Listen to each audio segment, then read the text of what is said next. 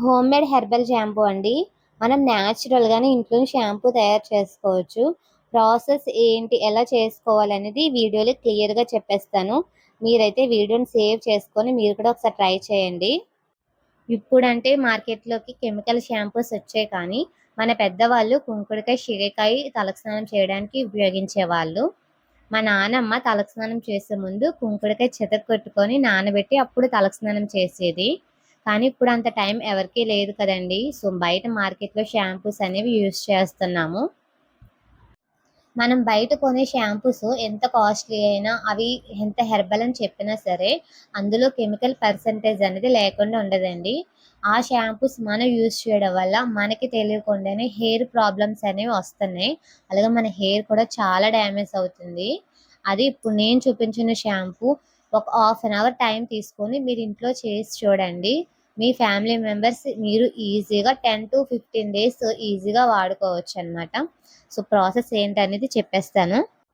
కుంకుడుకాయలో పిక్క అనేది తీసేసుకొని, కుంకుడుకాయ, శీకాకాయ ఒక 4, 5 గంటల ముందు నానబెట్టుకోండి. మీకు టైం లేదనుకుంటే వేడి నీళ్ళు వేసుకొని ఒక అరగంట సేపైనా నానబెట్టండి. స్టవ్ మీద పెట్టే ముందు మందారాకు, మందార పువ్వులు, మెంతులు, అవిసె గింజలు, గుంట కలవరాకు, కలబంద ఇలా మీకు హెయిర్‌కి సంబంధించినవి ఏం దొరికినా సరే అవి వాటర్‌లో వేసి స్టవ్ మీద ఒక 30 నిమిషాలు బాగా మరగనివ్వండి. మరిగిన తర్వాత స్టవ్ ఆఫ్ చేసుకొని బాగా చల్లారనివ్వండి. చల్లారే టైంకి మనకి కొంచెం దగ్గరకు అవుతుంది.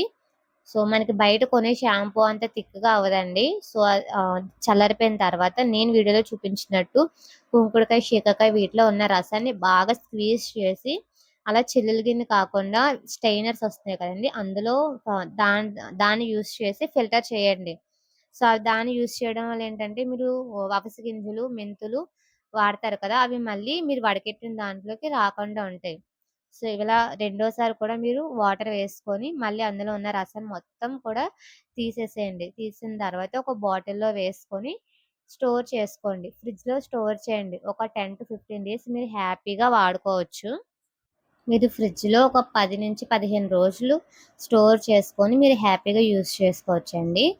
సో, మీరు హెడ్ బాత్ చేసి ఒక 1 అవర్, 2 అవర్స్ ముందు బయట పెట్టేసుకుంటే నార్మల్ టెంపరేచర్‌లోకొచ్చేస్తుంది. మీరు అప్పుడు తలస్నానం అనేది చేయొచ్చు. సో, ఇంతేనండి. వీడియో నచ్చితే మాత్రం తప్పకుండా ఒక లైక్ చేసి మన ఛానల్ ఫాలో చేసుకోండి. ఇంకా మంచి యూజ్‌ఫుల్ కంటెంట్ అనేది మన పేజ్‌లో అప్‌లోడ్ చేయడానికి ట్రై చేస్తాను.